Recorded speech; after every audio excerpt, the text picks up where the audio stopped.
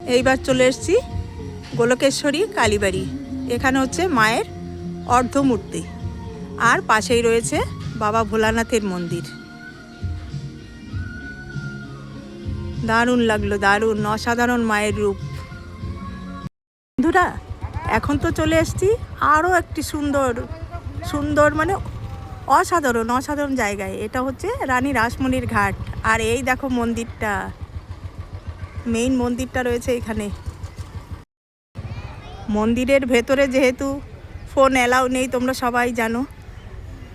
চলো এবার সাথে থাকো, যেটুকু পারি তোমাদের সাথে শেয়ার করছি।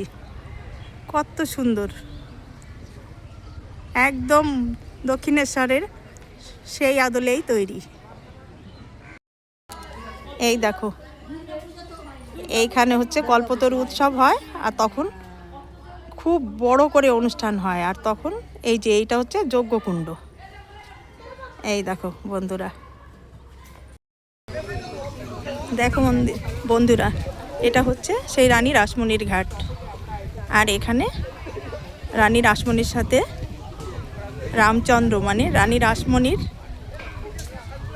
হাজব্যান্ড বলো কর্তা বলো, তার সাথে এখানে দেখা হয়েছিল। এই দেখো,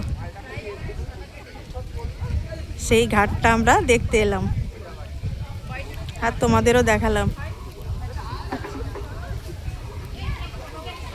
কত বিশাল জায়গা আর কত সুন্দর, পাড়টাও দেখো কত সুন্দর।